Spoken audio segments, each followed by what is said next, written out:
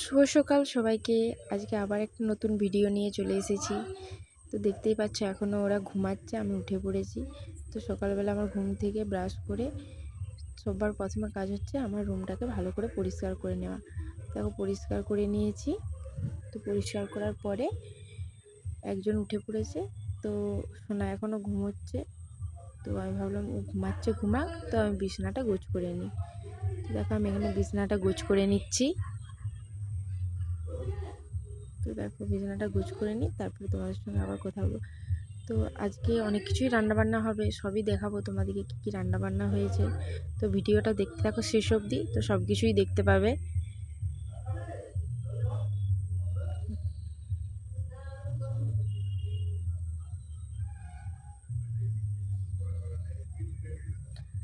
আজকে ফাঁকে রোদ উঠেছে, কিন্তু দুপুরের দিকে আবার বৃষ্টি হবে, সেটা আমি দেখাতে পারবো না তোমাদেরকে যদিও। কিন্তু সকাল থেকে ভীষণ রোদ উঠেছে।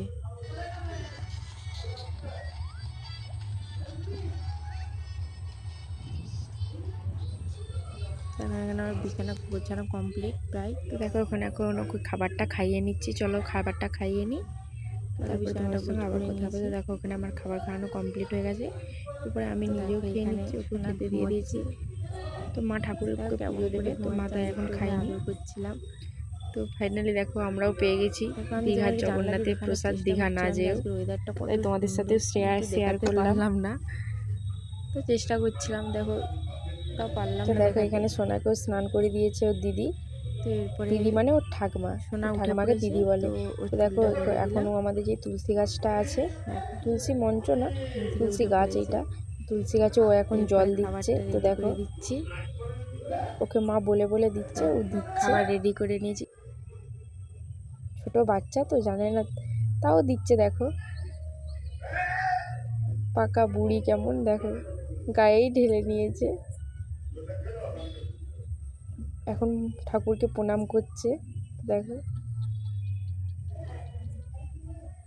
ঠাকুরকে নমস্কার করবে কেমন করে, দেখো প্রণাম করছে। দেখো তো এরপরে ওকে আমি জামা পরিয়ে দিয়েছি, চুল টুল বেঁধে দিয়েছি।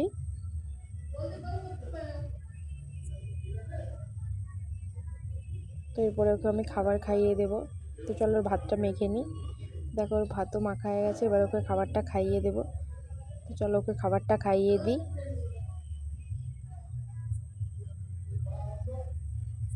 চলো খাবারটা খাইয়ে দিই, তারপরে তোমাদের সাথে কথা হচ্ছে। দেখো ওখানে আমার খাবার খাওয়ানো কমপ্লিট। তো এখানে ওর জন্য আমি একটা খাবার তৈরি করি, সব রকম ডাল, সব কিছু চাল ডাল, নানা রকমের ড্রাই জিনিস দিয়ে, কাজু, আমন্ড, বাদাম, ওটস, মাখনা, সব কিছু দিয়ে একটা খাবার তৈরি করি। এবারে যদিও মাখনাটা শেষ হয়ে গেছে। তো দেখো এখানে সবগুলো রোদে দেওয়ার পর ধুয়ে সব কিছু রোদে দিয়ে ভালো করে কড়াই নেড়ে নিয়েছিলাম। তো এগুলো এখন মিক্সিতে দেবো। তো দেখো মিক্সিতে দিচ্ছি, মিক্সিতে একদম একদম মিহি পেস্ট করে নেব।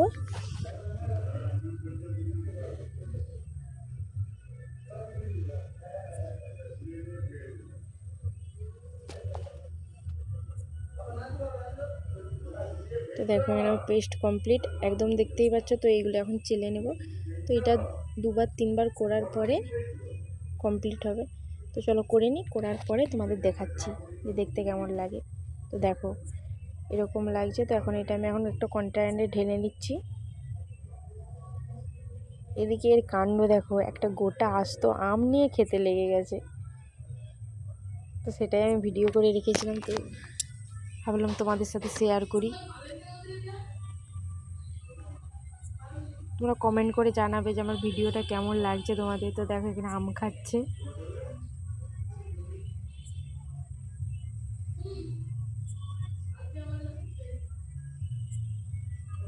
বলছে আম খাচ্ছে ও।